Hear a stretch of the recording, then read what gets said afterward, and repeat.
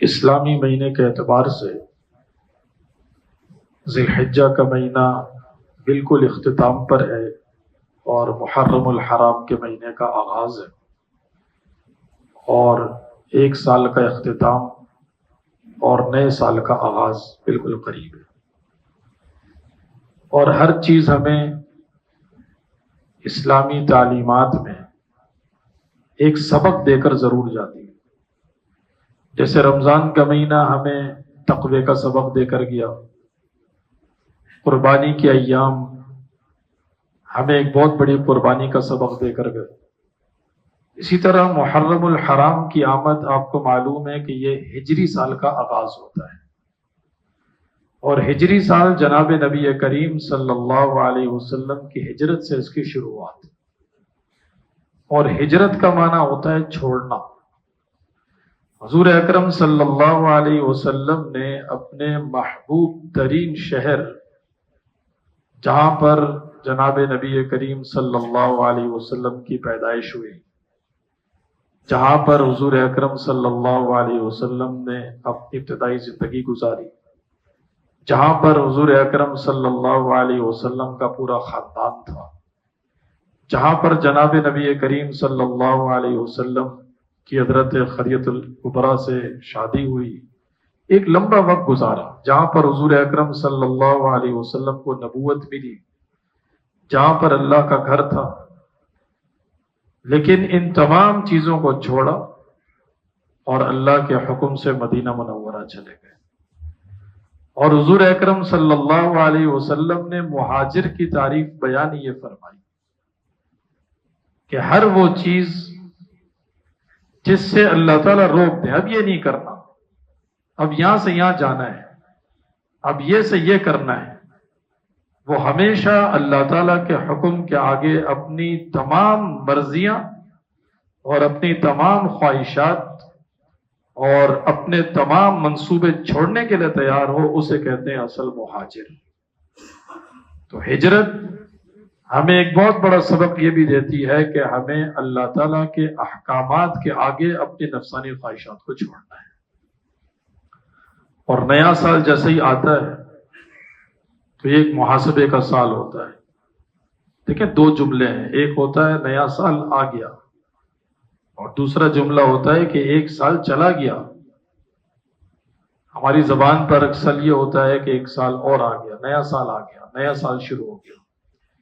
حالانکہ اصل یہ جملہ ہے کہ ایک سال ہماری زندگی سے چلا گیا، ہمیں کیا کرنا چاہیے تھا، ہم نے کیا کیا، اب نیا سال آ گیا تو ہمیں آگے کیا کرنا ہے۔ ایک بندے کے جیب میں اس کو تنخواہ ملے نا، اور اس کے پاس پیسے رکھے ہوں، وہ کم ہونا شروع ہو جائیں تو اس کو ٹینشن ہوتی ہے کہ اب یہ پیسے کم ہو رہے ہیں۔ ایک بندے کے اکاؤنٹ میں بیلنس ہو اور وہ کم ہو رہا ہو تو اس کو بھی ایک فکر ہوتی ہے کہ یہ کم ہو رہا ہے تو یہ تو ختم ہو جائے گا، اب اس کو بڑھانا کیسے ہے، اس کو روکنا کیسے۔ تو ہماری جو اللہ تعالیٰ نے زندگی عطا فرمائی ہے، جیسے ہی سال گزرتا ہے تو ہم بھی بس کم ہوتے جا رہے ہیں، اور کمی میں ٹینشن ہونی چاہیے، فکر ہونی چاہیے کہ جو گزر گیا وہ کیسا گزرا اور آئندہ کیسا گزارنا ہے۔ اس لیے حضرت عمر فاروق رضی اللہ تعالیٰ عنہ فرمایا کرتے تھے کہ حاسبوا قبل ان تحاسبوا، اس سے پہلے کہ قیامت میں تمہارا محاسبہ کیا جائے، دنیا میں خود اپنا محاسبہ کر لو۔ اور ایک حدیث ہے، سند کے اعتبار سے تو ضعیف ہے، جناب نبی کریم صلی اللہ علیہ وسلم کا ارشاد ہے کہ جس کے 2 دن ایک جیسے ہو گئے نا، وہ خسارے میں۔ کل بھی نماز نہیں پڑھتے تھے، آج بھی نہیں پڑھتے، کل بھی قرآن نہیں پڑھتے تھے، آج بھی نہیں پڑھ رہے، اگلا دن آ رہا ہے پھر بھی نہیں پڑھ رہے، ہم نقصان میں جا رہے ہیں۔ اس لیے آئندہ سال آنے سے پہلے ہمیں اپنی زندگی کے کچھ عزائم اور کچھ منصوبے طے کرنے چاہیے آخرت کے اعتبار سے،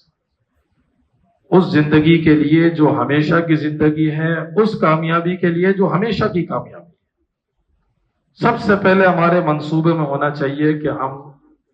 5 وقت جماعت کے ساتھ نماز کا اہتمام کریں گے انشاءاللہ تعالی۔ یہ ہماری زندگی کا سب سے بڑا منصوبہ ہے،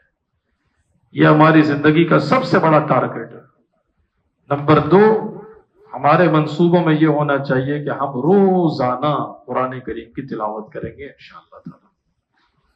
اور تیسرا یہ ہونا چاہیے کہ ہم اللہ تعالیٰ کی تمام نافرمانیوں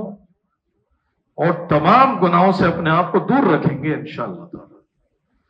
اس لیے کہ وقت گزر جائے گا، وقت گزرنے کے بعد پھر انسان کو احساس ہوتا ہے کہ میں نے کیا کر دیا۔ قرآن کریم میں اللہ تعالیٰ فرماتے ہیں حَتَّى إِذَا جَاءَ أَحَدَكُمُ الْمَوْتُ قَالَ رَبِّ ارْجِعُونِ، جب موت آئے گی تو لوگ کہیں گے کہ رب ارجعون، یا اللہ دوبارہ دنیا میں لوٹا دیں، لعلی اعمل صالحا، اب میں نیک اعمال کر کے آؤں گا۔ لیکن دوبارہ زندگی کہاں ملتی ہے؟ آج تک کسی کو نہیں ملی، اور دوبارہ زندگی ملے گی بھی نہیں۔ یہ اللہ کا ایک قانون ہے، جو دنیا سے گیا سو گیا۔ پھر قیامت میں انسان یہ کہے گا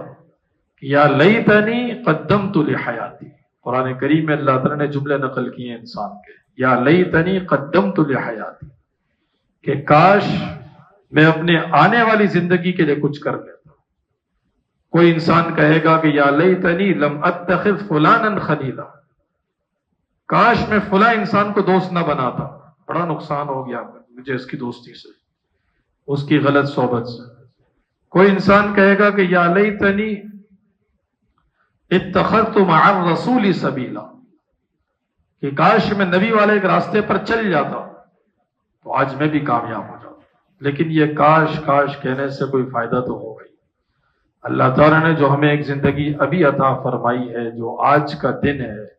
یہ ہمارے لیے سب سے زیادہ قیمتی دن ہے۔ آج 28 ذی الحجہ ہے، ایک دو دن کے بعد نئے سال کا آغاز ہے، ایک سال کا اختتام ہے۔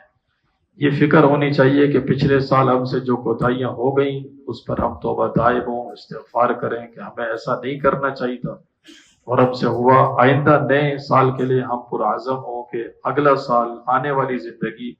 اللہ تعالیٰ کے تمام احکامات کی پابندی اور اللہ تعالیٰ کے تمام منع کردہ چیزوں سے بچ کر زندگی گزاریں گے، تاکہ دنیا اور آخرت کی کامیابی